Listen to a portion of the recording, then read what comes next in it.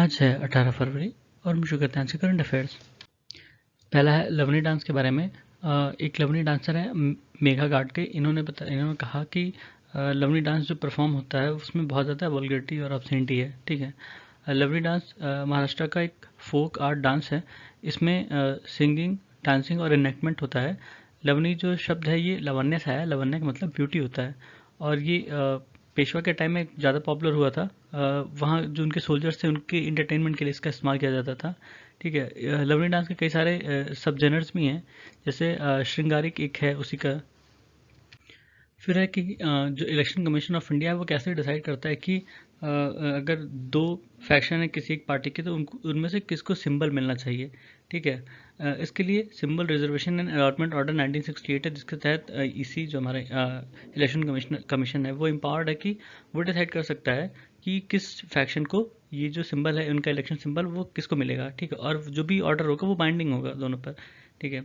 इसमें सिर्फ जो रजिस्टर्ड और रिकॉग्नाइज पार्टीज हैं उन्हीं के लिए इसी ऐसा काम करता है। जो अनरिकॉग्नाइज है, रजिस्टर्ड हैं पर अनरिकॉग्नाइज पार्टीज हैं, उसके लिए इसी नहीं, इसी कहता है कि आप खुद उसको सॉल्व कर लो या फिर कोर्ट में जाओ। ठीक है।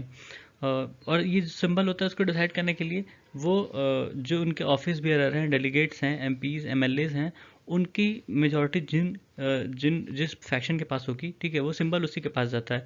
अगर जो बाकी इनके ऑफिस बेयरर्स हैं उनके बारे में नहीं पता चल पाता क्लियरली, तो सिर्फ एमपीज और एमएलएज का नंबर देखा जाता है कि कौन किस फैक्शन की तरफ ज़्यादा एमपीज एमएलएज हैं, उनको अलॉट कर देता है वो इलेक्शन सिंबल। ठीक है। ऐसे ही किस 1987 में था AIADMK का। उसमें जब एमजीआर मर जाते हैं तो एक फैक्शन जो होता है वो उनकी पत्नी को सपोर्ट कर रहा होता है, जानकी जिनका नाम है, और दूसरी जो फैक्शन होता है वो जयललिता जी को सपोर्ट कर रहा होता है।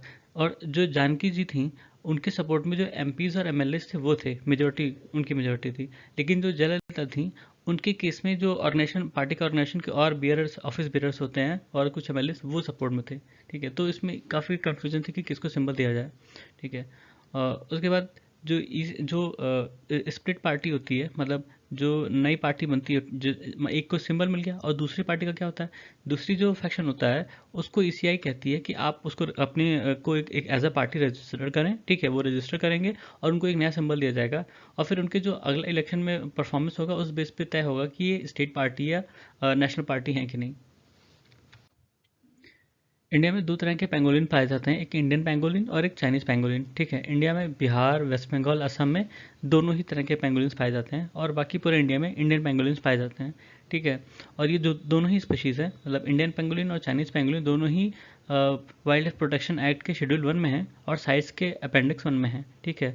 लेकिन जो इंडियन पेंगोलिन है वो IUCN के रेड लिस्ट में इंडेंजर्ड कैटेगरी में, और जो चाइनीज़ पेंगोलिन है वो क्रिटिकली इंडेंजर्ड कैटेगरी में है।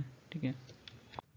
फिर traffic trade records analysis of flora and fauna in commerce, ये 1976 में IUCN के स्पीशीज सर्वाइवल कमीशन के स्पेशलिस्ट ग्रुप में के रूप में बनाया गया था। बाद में ये WWF, मतलब वर्ल्ड वाइल्ड लाइफ फंड, और IUCN के बीच में as a strategic alliance develop हुआ। इसको wild life trade monitoring network भी कहते हैं।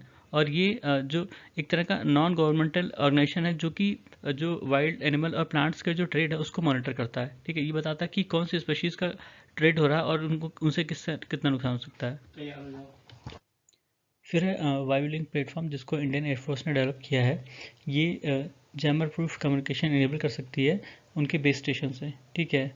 इसमें IRNSS का इस्तेमाल किया जाता है, जो Indian regional navigation satellite system है। ये रेडियो कम्युनिकेशन भेजती है अपने बेस स्टेशन को। ठीक है। और जिस भी एयरक्राफ्ट में लगा होगा वो अपने आसपास की जो एयरक्राफ्ट होगी उसकी पोजीशन देगा और जो ट्रैफिक डाटा होगा उसको भी सिक्योर चैनल से भेज सकेगा। कुछ दिन पहले जो धरती का मैग्नेटिक फील्ड है उससे होते हुए एक जियो मैग्नेटिक स्टॉर्म गया है, पास हुआ है। ठीक है। ये जो जियो मैग्नेटिक स्टॉर्म्स होते हैं ये सोलर विंड की वजह से बनते हैं। जियो मैग्नेटिक स्टॉर्म एक तरह से डिस्टर्बेंस है धरती के मैग्नेटोस्फेयर में, और ये जो सोलर विंड्स होती हैं उससे उसके प्रभाव से बनते हैं। ठीक है। और ये जियो मैग्नेटिक स्टॉर्म्स होते हैं ये धरती के मैग्नेटोस्फेयर में जो करंट, प्लाज्मा फील्ड्स होती हैं उसको अल्टर करते हैं। इसके कारण क्या होता है, जो हमारी रेडियो सिग्नल्स होती हैं, ठीक है, वो बाधित होती हैं, हमारा रेडियो कम्युनिकेशन बाधित होता है। प्लस हमारे जो पोल पोल रीजन्स हैं, पोलर रीजन्स हैं, वहाँ पर ऑरोरा बनता है इसके कारण से। ठीक है। क्योंकि ये हमारे आयोनोस्फीयर को भी हीट करता है।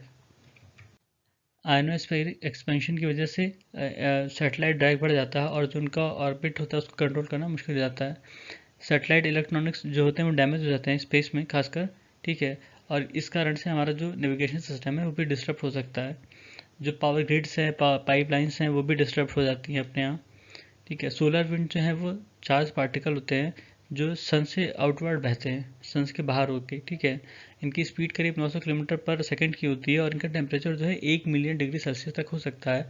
और ये जो सोलर विंड्स हैं ये प्लाज्मा से बने होते हैं, ठीक है। नॉर्मली हमारे जो धरती का मैग्नेटोस्फीयर है उसको अफेक्ट करते हैं। और कोरोनल मास इजेक्शन क्या होता है, ये जो सन का आउटर लेयर है उससे जो प्लाज्मा है और मैग्नेटिक फील्ड है उनका एक्सपल्शन वो बाहर की तरफ निकलते हैं, ठीक है। फिर है शिंकुला टनल। ये लद्दाख और हिमाचल के बीच में कनेक्टिविटी प्रोवाइड करने के लिए बनाई जा रही है, करीब 16,000 16,500 फीट के ऊपर, ठीक है। इसको बॉर्डर रोड ऑर्गेनाइजेशन बना रही है। फिर है NEFT और RTGS। NEFT मतलब नेशनल इलेक्ट्रॉनिक फंड ट्रांसफ़र। ये इलेक्ट्रॉनिक मेथड है जो बैंक में पैसा होता है उसको ट्रांसफ़र करने का, ऑनलाइन थ्रू ही होता है, ठीक है। इसमें एक बैंक इसमें वो बैंक के बीच में ट्रांसफ़र होता है जो national electronic fund transfer allow करती हैं, ठीक है। मतलब आपको एक बैंक के ब्रांच से किसी दूसरे बैंक के ब्रांच में भेजना हो तो आप भेज सकते हैं, ठीक है। ये रियल टाइम में नहीं होता, ये उनका एक सेट टाइम होता है, उस टाइम पर होता है, पर इसको आप कभी भी परफॉर्म कर सकते हैं। और इसमें जो मिनिमम वैल्यू भेजी जाती है 1 रुपये और मैक्सिमम वैल्यू का कोई लिमिट नहीं है, कितना भी लिमिट का आप पैसा ट्रांसफ़र कर सकते हैं और इसमें कोई एडिशनल चार्ज नहीं लगता। फिर RTGS real time gross settlement. इसमें जो पैसा भेजा जाता है वो रियल टाइम में भेजा जाता है बिना डिले के, मतलब आपने अभी ट्रांजैक्शन किया अभी आपके पैसा पहुंच जाएगा। और नॉर्मली ये हाई वैल्यू कैश के लिए, हाई वैल्यू ट्रांजैक्शन के लिए किया जाता है और अभी तक ये सबसे फास्टेस्ट वे है पैसा पहुंचाने का, ठीक है। ये भी हमेशा अवेलेबल होता है और इसमें जो मिनिमम वैल्यू ट्रांसफ़र होता है वो 2 लाख का होता है, कोई अपर लिमिट नहीं है। और जो बैंक होते हैं वो सेट कर सकते हैं कि कितना मैक्सिमम पैसा आप ट्रांसफ़र कर सकते हैं।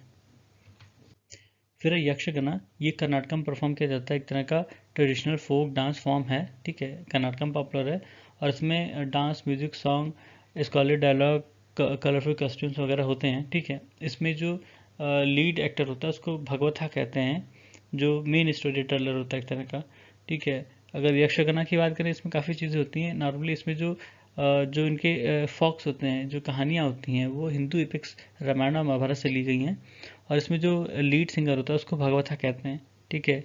इसमें जो इंस्ट्रूमेंट्स यूज़ होते हैं वो चंदे, ड्रम जिसको कहते हैं, हारमोनियम, मड्डला, ताला, फ्लूट, ये सब हैं।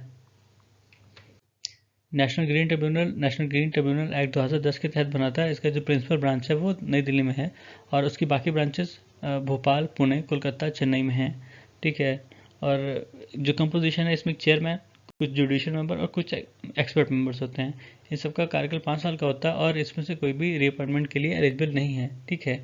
जो चेयरपर्सन होते हैं वो सेंट्रल गवर्नमेंट के द्वारा अपॉइंट किए जाते हैं, लेकिन उसके लिए उनको सेंट्रल गवर्नमेंट को चीफ जस्टिस ऑफ इंडिया से कंसल्ट करना पड़ता है, ठीक है। और जो जुडिशियल मेंबर और एक्सपर्ट मेंबर्स होते हैं उनके लिए सेंट्रल गवर्नमेंट एक कमेटी बैठाती है, सिलेक्शन कमेटी, जो सिलेक्ट करती है। कम से कम 10 और maximum 20 full time judicial member और एक्सपर्ट मेंबर हो सकते हैं। NGT इन्वायरमेंट प्रोटेक्शन और कंजर्वेशन फॉरेस्ट से रिलेटेड कोई भी केसेस देख सकती है और ये एक तरह की एपलेट जुरिस्डिक्शन भी है जो कि कोर्ट की अपील्स को भी अपने यहाँ देखती है, ठीक है। और ये किसी प्रोसीजर से बाउंड नहीं है, मतलब जो कोड ऑफ सिविल प्रोसीजर है उससे बाउंड नहीं है, लेकिन इनका खुद का अपना जो सिस्टम है वो नेचुरल जस्टिस पर बेस है। उस्ताद बिस्मिल्लाह खान युवा पुरस्कार ये 2006 में इंट्रोड्यूस किया गया था। आर्टिस्ट जो कि जिनकी उम्र 40 से कम है उनको ही दिया जाता है और हर साल कुछ जो ऐसे आर्टिस्ट हैं म्यूज़िक, डांस, ड्रामा से रिलेटेड उनको दिया जाता है और ये संगीत नाटक अकादमी जो है वो प्रेजेंट करती है अवार्ड को। फिर है लेप्रोसी से रिलेटेड। इंडिया में करीब 52% केसेस होते हैं ग्लोबल जो लेप्रोसी होता है। इसको लेप्रोसी को हैंसेंस डिसीज़ भी कहा जाता है। ये एक इन्फेक्शन है जो कि माइकोबैक्टीरियम लेप्रेसी से होता है, ठीक है। इसमें जो स्किन, पेरिफेरल नर्व, म्यूकल सरफेस और अपर रेस्पिरेटरी ट्रैक्ट होते हैं ये सब इन्फेक्ट होते हैं, इवन आई भी इन्फेक्ट हो सकती है और ये क्यूरेबल है ठीक है, इसका ट्रीटमेंट जितनी जल्दी होगा उतनी जल्दी सही हो सकता है, अदरवाइज़ तो ये डिसेबिलिटी भी कॉज कर सकती है। ठीक है, इंडिया ने 2005 में ही अपने आप को लेप्रोसी एलिमिनेटेड घोषित कर दिया था कि मतलब हमारे यहाँ लेप्रोसी नहीं है। लेकिन अभी रिसेंट डाटा में पता चला कि करीब दुनिया का 52% जो केस होता है वो अपने यहाँ होता है। अपने यहाँ कई सारे स्टेप्स लिए गए थे लेप्रोसी को एलिमिनेट करने के लिए, जैसे नेशनल लेप्रोसी इरेडिकेशन प्रोग्राम जो 1954 से 55 के बीच में चला था, शुरू हुआ था। उसके बाद एप्सूल्स ASHA based surveillance for leprosy suspect, उसके बाद फोकस लेप्रोसी कैंपेन और national strategic plan and road map for leprosy और निकुष्ट 2.0। फिर है फाइंडर डिवाइस, इसको नासा ने बनाया था चीज़ों के इमोशन को डिटेक्ट करने के लिए। बहुत छोटे छोटे इमोशन को भी ये डिटेक्ट कर सकती है। इसका इस्तेमाल तरकीब जो अभी भूकंप आया उसके बीच में जो लोग फंसे हैं उनको बचाने के लिए किया जाएगा। फाइंडर का मतलब है finding individual for disaster emergency response. ठीक है, ये माइक्रोवेव रडार सेंसर का इस्तेमाल करती है सर्वाइवर्स को बचाने के लिए। जो ह्यूमन की हार्ट बीट होती है वो भी एक तरह का मोशन है, मूवमेंट है, उसको भी ये ट्रैक कर सकती है। फिर है री एम 2023, ये दुनिया की पहली इंटरनेशनल समिट थी जो कि मिलिट्री में आर्टिफिशियल इंटेलिजेंस के रिस्पॉन्सिबल यूज़ पर बेस्ड थी, और ये नीदरलैंड में हुई अभी। ठीक है, नीदरलैंड, इसमें जो को होस्ट था वो रिपब्लिक ऑफ कोरिया था, होस्ट जो था नीदरलैंड था। ठीक है, जो द वर्ल्ड फोरम है उसने इसको होस्ट किया था, और इसका उद्देश्य था कि जितने भी स्टेक होल्डर्स हैं वो एक तरह की कॉमन अंडरस्टैंडिंग बनाए कि जो मिलिट्री में एआई होती है उसकी क्या वल्नरेबिलिटी, डायलेमा और अपॉर्चुनिटीज़ हैं।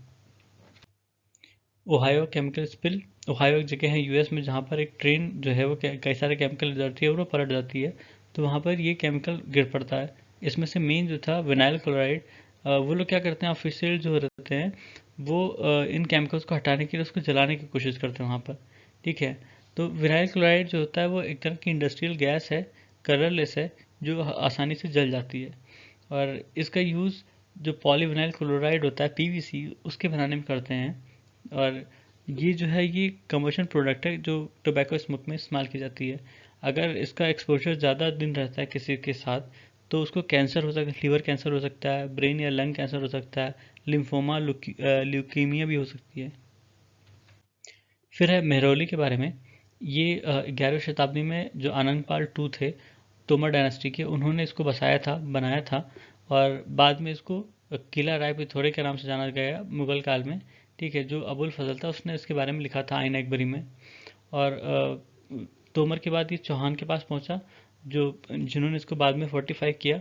फिर ममलूक डायनेस्टी 1192 में आई, उसने इसको बनाया थोड़ा बहुत, और यहाँ पर ही कुतुब मीनार कुआवत इस्लाम मॉस्क बनाया गया जो कि नॉर्थ इंडिया में पहला मॉस्क था अपनी तरह का।